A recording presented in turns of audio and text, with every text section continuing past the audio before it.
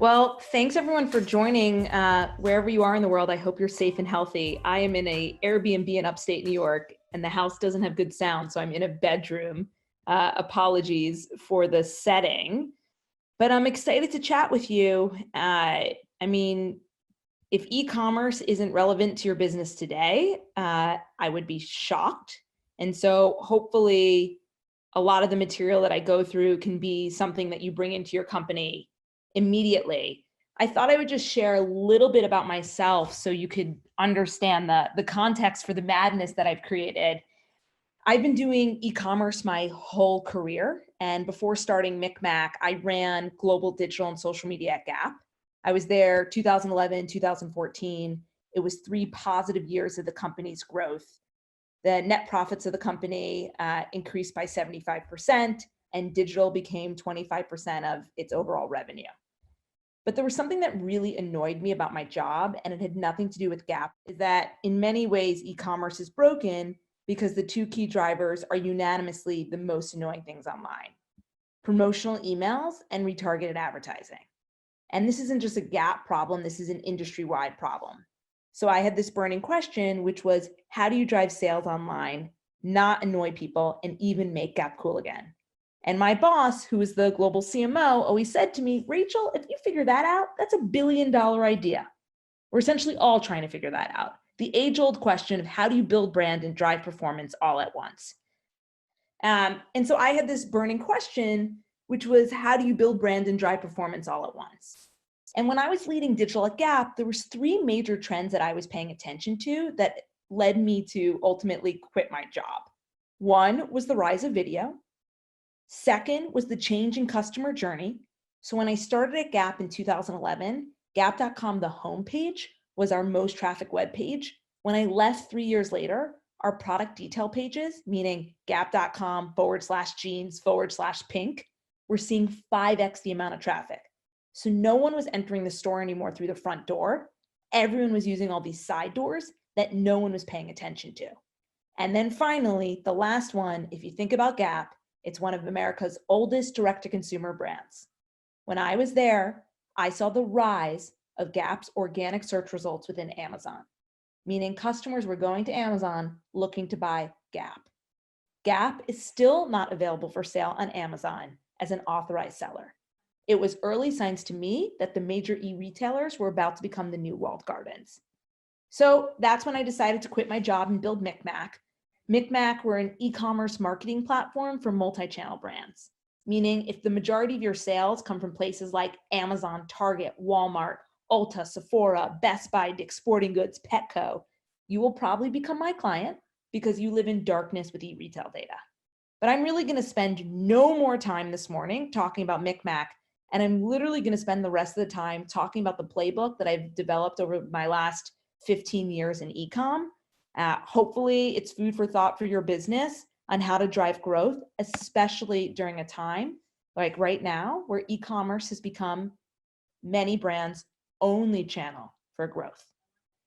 So what I have here is a bunch of logos, and these logos are IAB's top 250 companies that are shaped. My company's logo is on there.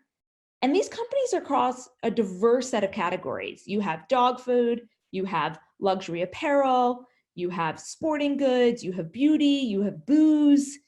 But what is tying us all together is that we all understand how to go to market in a world that is dominated by the mobile social phone.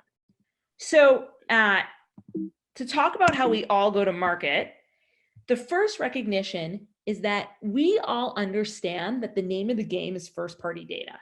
If you look at this chart here on the far right, these, as of like 4 months ago, was the most valuable companies by market cap. Today, you would probably see Zoom in there.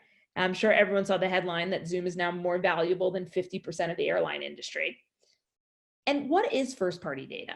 First-party data is just a buzzword that means name, email address, household address, phone number, anything that's going to allow you to tie back someone's activity to personal identifiable information. The companies on the right here, they're not just the companies that are most valuable by market cap, they're also the companies that own the most amount of first-party data on the internet. What happens when you give up your first party data? Well, as a girl who grew up in New Jersey, 2 years ago, a devastating story happened for me personally, which was the death of Toys R Us. And I could have told you in the year 2000 that this was going to happen, because in the year 2000, Toys R Us did something that ended up being the detriment to the rest of their business. They allowed Amazon to become their e-com backend. So I have a screenshot here of the Wired article from the year 2000, where they talk about this partnership. So Amazon spent then 18 years getting to know Toys R Us's business and essentially took them under. So when you give up your first party data, you're giving up your brand. What's happening today that all of these direct-to-consumer brands seem to understand that maybe legacy brands don't? When I was running global digital at Gap, I was sitting in a meeting with our creative agency of record. You had the entire marketing leadership team, and they were presenting to us the holiday campaign. The last slide of the presentation was taking the creative that they made for billboards, print, in-store, and then they put it in an iPhone, and they called that the mobile strategy. I turned to my boss and I said, game over. If this is how the agency is thinking about mobile, we are never going to acquire a younger customer. It has to be the heartbeat of how you go to market. What's happening in the mobile phone? Well, all you have to do is listen to Zuckerberg's quarterly earning reports to understand that the mobile phone has become one big vertical video. I'm sure some of you listening to me today are listening to me on your smartphone. When I started my company in 2015, I was way ahead of the curve. No one believed me when I would walk into Fortune 1000's offices and I said to them, you need to understand that Instagram is about to become your next major storefront. They're like, what are you talking about? Instagram is the thing the 25-year-old in our marketing tends to. Today, it's not just about product discovery, it's also about purchase too. If you look at the evolutions of the social platforms product roadmap over the last year, there's been an obsession around shopping. But I have to tell you something. It's not about shopping. It's about checkout. This is a war amongst the platforms to own as much first-party data as humanly possible. Why? Because social's biggest competitors are not each other. Today, social's biggest competitors are the e-retailers. All you have to do is look at the industry headlines to understand this. The fastest growing part of Amazon, Walmart, Target's P&L is advertising. The fastest growing part of the social platform's P&L is commerce. This world is converging into what the industry is calling shopper engagement marketing. And it is more relevant than ever before, given the times that we live in. So how do you win? Now that we've level set what the playing field is, what are the principles that everyone seems to understand, I want to walk you through my playbook. And it all starts with understanding where growth comes from. If you want to drive e-commerce growth today, it really happens in two ways: niche, paid media, and influencer seeding. This is a fundamental departure of how legacy brands think. When legacy brands historically brought products to market, it was about spray and pray awareness. Let's reach as many people as humanly possible. That is not how you drive e-commerce sales today. It actually is about niche audiences and influencer seeding. To see this from a creative aspect and understand how these brands go to market in such a fundamentally different way, all you have to do is look at their creative. So here's Kylie Jenner, Dollar Shave Club, Glossier, Healthy Choice, Monster Energy. Now I put two of my clients that are more legacy brands here so to prove a point.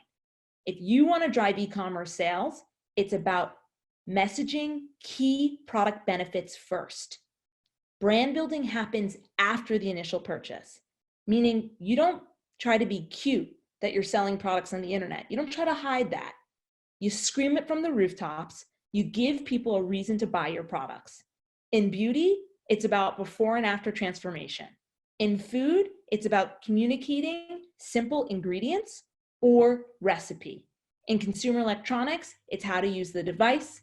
In apparel, it's showing the creative, the outfits on models of different shapes and sizes.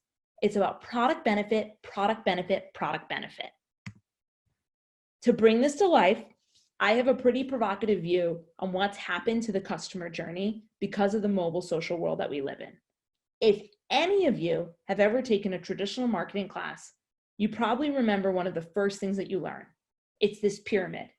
And in your marketing class, what the pyramid probably said is that awareness is at the top, product consideration is in the middle, purchase, brand loyalty is at the bottom. The mobile social world has completely changed this. The top of the funnel now starts product consideration first. People go onto the internet to look for products to fulfill need states. After they purchase the item, if they have a positive experience, that's when they're open to understanding your brand narrative, which can then lead to customer lifetime value. Now, the easiest way to conceptualize this is one of my favorite stories of the last 2 years. If you live in New York, you probably know the story really well. If you don't live in New York, you probably heard of this story, and the coat has probably made its way to you. It's called the Amazon coat of the Upper East Side. 2 years ago, a very fashionable woman in New York discovered a $100 coat on Amazon. It's a green down coat that hits you right above the knees. It's $100. It comes from a random factory in China. There is no brand. All of a sudden, people started to see this woman, whether it was in real life, on Instagram, other women started to buy this coat. It is now one of the most purchased coats on Amazon. To think about your own customer behavior and think about all the times that you've seen random products on Facebook, Instagram, Pinterest, you name it, and then took a chance at buying it. You had no idea anything about the brand. To hook someone, it's not just about creative. There's an entire ecosystem behind it. And this is where I'm about to get really tactical, because if any of you are in e-com or performance marketing, what you know is that tactics matter. This is a hands-on keyboard world where you need to be optimizing things in real time to move someone towards the path to purchase. So I'm going to take you through a day in the life of essentially what I've been doing for the last 15 years of my career and essentially what we do at MikMak for Fortune 1000 brands. This is the playbook. So if you want to screenshot something, this is definitely something you want to screenshot. I'm going to walk you through it in great detail, but at a high level, everything on the left is what happens outside of your owned and operated ecosystem, meaning social platforms, search, streaming video, email, you name it. What happens on the right side of the page is everything that happens within an e-commerce channel. So you can think about it before the click, before the swipe up, or after the click, after the swipe up. The things that matter are your campaign objective, the audiences that you're going after, the creative or ad formats that you're using, and having a pixel in place. That's what matters outside of your owned and operated channels. What matters inside is your product detail page landing experience, having a pixel there, building qualified shopper audiences, and then using that in your retargeting ecosystem. Now, I'm going to walk you through all of this in very, very tactical manner because I'm telling you the tactics are what will make or break your e-commerce strategy. Campaign objective. So what is a campaign objective? Campaign objective is one of the first pieces of information that you're going to give to your ad buying platform. Whether that is you using native tools like Facebook Ad Manager or you managing all of your media through a platform like Kenchu. It doesn't matter, it all works exactly the same. What a campaign objective is you telling an environment like Facebook, hey Facebook, the action that I want a customer to take right now is to purchase an item, versus I want the customer to be aware that we exist. So if your media agency, it's awareness-based media, driving e-commerce sales cannot be the KPI. It cannot be what you're measuring this person's job success on, because that's not what you're telling the platform to do. If you want to drive e-commerce sales, you have to have a bottom of the funnel campaign objective. So here's a screenshot of Facebook Ad Manager, and you can see that I'm clicking conversion as the campaign objective. So literally, if there is an alignment about the campaign objective, Everything else that your marketing team has ever done is meaningless. This is where it all begins or it all ends. All right, so now we've set a bottom of the funnel campaign objective. Second thing, the audiences that you're going after. A real quick anecdote. 3 years ago, P&G acquired Native Deodorant. So this is an aluminum-free deodorant. When P&G acquired Native Deodorant, they were doing $20 million in direct-to-consumer revenue. P&G, they own Secret, they own Old Spice. $20 million is a blip on the radar for them. So why in the world did they acquire Native Deodorant? They acquired Native Deodorant because Native Deodorant went to market in a way that P&G never has before. They went after niche, qualified audiences. In the case of Native Deodorant, it was prenatal moms and people on the internet who recently indicated that they were impacted by cancer. It wasn't go after all women 18 to 34 years old. I say this because if you want to drive e-commerce sales, the more niche your audience is, the more qualified it is to shop. So let's pretend you're in food and you have a specialty cookie. You want to go after people who've indicated they have a gluten allergy. Or let's say you have a skincare product. You want to go after people who've indicated that they suffer from rosacea. So the more niche, the more qualified. And this is where in your ad manager, you have your audiences set up, ready to go. The third is creative. And so, this, I would say for traditional brand marketers, might be the hardest pill to swallow.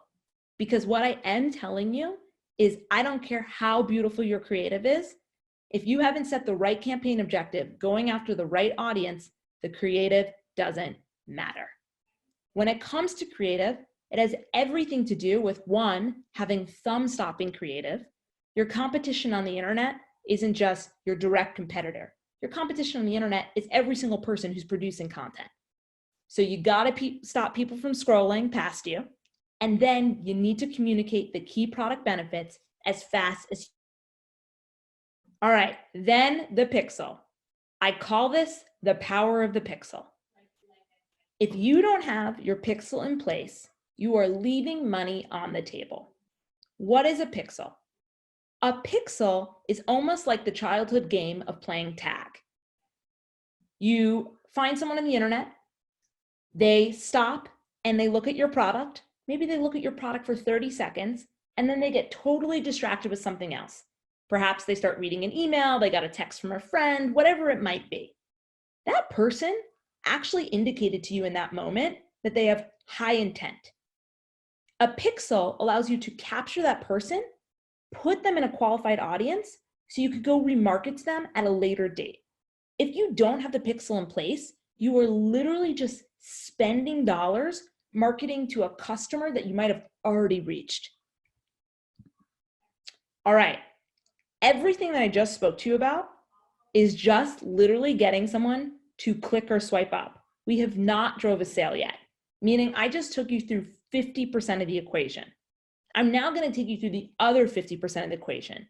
Everything that has to happen within an e-commerce environment. All right, so we got the right person to come to your e-commerce experience.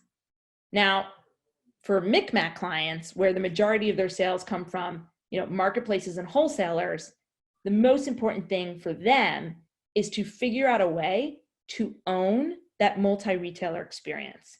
Meaning if you're a brand and you're buying media, let's just say in an environment like Instagram or Snap, wherever it might be, and then you send someone to a Walmart product detail page, the moment the customer clicks or swipes up, you as a brand lost that customer. It is now Walmart's customer. Whether you work with MikMak or someone like a MikMak, you actually can own that Walmart customer, control that creative experience, ensure none of your competitors appear on that page. So that's all about the landing page. You then want to make sure your pixel's sitting there because this is where people are really indicating purchase intent. Then you're building audiences and bringing it into your remarketing machine. So let's go through this in more detail. The landing page. Another one of my favorite anecdotes. When I first started working at Gap, I sat down with my team and I asked them what our bounce rate was on our website. And what I learned is that a lot of our product detail pages had a 90% bounce rate. I turned to my boss, Seth. I said, Seth, it will be money wasted because I will lose 90% of the customers that we bring to our site. So you need to ensure that you have the fastest loading mobile optimized product detail page on the planet. Otherwise, you're leaving money on the table.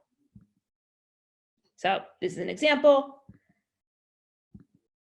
Pixel. You got to make sure that you have all of your platform pixels and even your customer data platform, whether you're using someone like a Newstar or a Customer IQ, it's all sitting on your product detail pages, because otherwise you're really leaving money on the table. You want to make sure that you have the ability to capture these qualified audiences, meaning, people who spent 30 seconds or more on my product detail page, they were looking at gluten-free cookies. Let me now put them in an audience called gluten-free cookies. So every single time I have another gluten-free product, I have a higher propensity to drive conversion with this customer because they've indicated that there's intent. Audience building. So I just wanted to show you guys this. This is what I mean by the pixel and capturing audiences and then sending it to any ad manager or customer data platform. So you can label audiences whatever you want, and then you can use these in any of your future prospecting or retargeting media. And then retargeting. So we had a rule of thumb at Gap. It took 3 positive interactions to get someone to convert on Gap.com, meaning you saw something on Instagram, you got an email, and then your friend told you to go buy the puffer coat. Those are 3 positive interactions. It took 9 to get someone to buy in store, meaning we had to shout from the rooftops, 40% off, free booze to get people to leave their house. Obviously, today is a different story about that. But retargeting is a huge part of e-commerce. It's a pipe dream to think that you can do one marketing experience that will lead to a sale. You usually need 3 positive touch points to get someone to check out. And you want to make sure that you have an ecosystem for remarketing on lockdown, meaning you got your pixel in your place, you have dynamic ads running for people who've indicated intent, you have an email program going for people who abandon their carts. And I'll also tell you the little dirty secret right now in e-com is Messenger. If you think about how many emails you get today from brands, you probably might not pay attention anymore. Facebook Messenger to remarket to customers. As a result, the ones that are seeing conversion rates upwards of 50%. So I would highly encourage you to consider that into your remarketing ecosystem. So bringing it all together, if you weren't able to screenshot this the first time, here's another opportunity. This is literally the playbook to drive e-commerce sales. I promise you, very other little things matter. If your internal team or your media agency isn't operating under this mindset, there's so much opportunity for you to start adopting these principles. So everything we just talked about was driving a single sale. Now, going back to that funnel that I talked about earlier, brand building today happens after the initial purchase. And it happens through merchandising, building a community, pre-coronavirus that typically happened through physical experiences, and then having a differentiated value proposition to Amazon. Now, I did want to talk about today because it's wild, everything that's happening in the world. And it's a very strange thing for me to talk about because I'll just be honest with you, it's a little bit uncomfortable to talk about how e-commerce is growing during a pandemic. So I'm not trying to make light of any type of situation right now. I know how many people out there are suffering. My company works across 200 of the biggest Fortune 1000 brands, and we power their e-commerce marketing. So what I can tell you is that since March 9th, depending on the product subcategory, my clients have seen anywhere between 50 to 400% week over week e-commerce growth. We sell commoditized items that people need to buy at online grocery stores, booze stores, you name it. It's already reported that in the US alone, the overall e-commerce industry is going to see 2 to 3% additional incremental growth because of coronavirus. If you look at China, we're essentially 3 months behind them in all of this. They saw 10% e-commerce growth during the government shutdown, and they're seeing continued e-commerce growth even as people return back to work and physical stores. And then I think one of the most interesting things, because I truly believe that consumer behavior because of COVID-19 has fundamentally changed in the arena of online grocery and online liquor store shopping. If you talk to any of my grocery clients pre-coronavirus, what they would have told you is that on average, 3% of their overall revenue came from e-commerce. The last 3 weeks, they'll now tell you 33% of their overall revenue is now coming from e-commerce. You take my booze clients, liquor, spirits, wine, beer, they would have told you that 1% of their overall e-commerce sales, 1% of their overall revenue came from e-com. Now they'll tell you 100%. It's become their only channel. So I believe, what many organizations are waking up to is that the future of their customer growth and their marketing ecosystem has to become e-com. Consumer behavior is not going to go backwards. The fastest demographic now that's participating in this growth are people over 65 years old. It's the first time ever that they've ever bought online groceries, and they're now recognizing how convenient it is. So bringing it all together, brand value today starts with owning first-party data. The funnel has changed. It starts product consideration first. Brand building happens after the initial purchase. Now, I saw some questions come through. So once I figure out how to see it, how do we convince conservative traditional players to go e-commerce? I mean, if the stats I just showed around what's happening around COVID aren't enough, I would be shocked. E-com for many consumer categories right now has become the only channel for growth. What's my opinion of TikTok? So MikMak actually powers a bunch of the commerce in TikTok. And I have a few things to say. I'm optimistic about the potential of TikTok to become a commerce channel. That being said, their ad platform is not 100% there yet. So what I mean by that is if you want to drive e-commerce sales, you really should be thinking about who owns the most amount of first-party data to allow you to do granular targeting. And secondly, who's had a pixel longest in market. So you look at someone like Facebook or Amazon, those are amazing channels to drive commerce because they check the box on both of those things. Snap brought their pixel to market 2 years ago, and we're seeing a lot more success there over the last year. TikTok is very new to this game. They haven't figured out all of their bottom of the funnel campaign buying yet. So I would say it's early days there for commerce, meaning if you're really trying to drive your bottom line right now, that wouldn't be the first place that I put my dollars. Okay, next one. Would WhatsApp's take on a role like Facebook Messenger in the long run? Facebook has continued to show us how they bring products to market, and what they don't care about is cannibalizing market opportunity. What I mean by that is when I worked at Gap, there was a very clear portfolio strategy. Gap sold products that Banana Republic didn't. Old Navy sold products that Athleta didn't. That's not Facebook's strategy.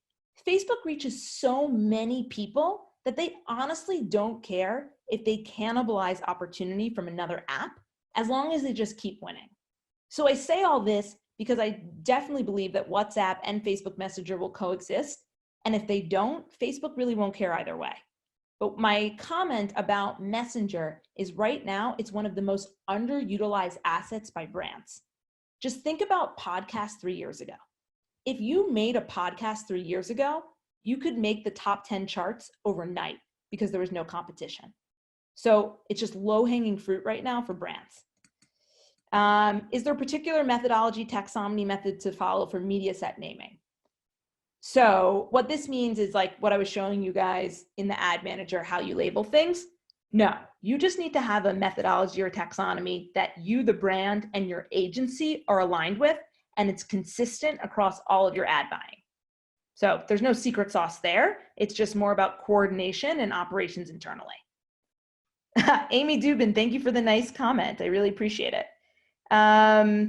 What do I recommend for small niche luxury brands who need these kinds of experiences but can't afford to hire someone like you? Is there a platform where we get started to manage the customer experience tactics? So Amy, I'll tell you a dirty truth about everything I just went over. I learned all of this through trial and error. None of this is rocket science. It is so tactical, and you literally should just spend $100 on Facebook and start figuring out what works. Facebook Business Manager has so many resources for you. Can you please elaborate more on best practices for beauty and skincare? Oh man, I mean, there's just so many, but I'll just tell you from a creative standpoint, the most important things is one, you show the product within the first 3 seconds. The second is that you show the before and after transformation as fast as humanly possible. The third is that you show the product like literally in someone's hand. Like when people are buying things online, they want to understand the size of the product that they're buying. And then the fourth, I would say, if this is like natural clean beauty, you definitely want to promote those simple clean ingredients. What advice would I give a company who historically been brick and mortar brand? I would say launch e-com as fast as you can. And when all of life starts to normalize, understand that brick and mortar is no longer a distribution channel. It's a marketing channel, meaning all of those direct-to-consumer brands that I was talking about earlier in the presentation, like the Warby Parkers, the Aways, the Glossiers of the world, in their P&L, their brick and mortar lease is written as a marketing expense, as out-of-home marketing. It is the greatest expression of your brand, is where brand building happens, but sales happen online. Would you recommend to have all your social brand efforts focus on e-commerce first? No, I wouldn't, even though obviously, selfishly, I wish that was the world we all lived in.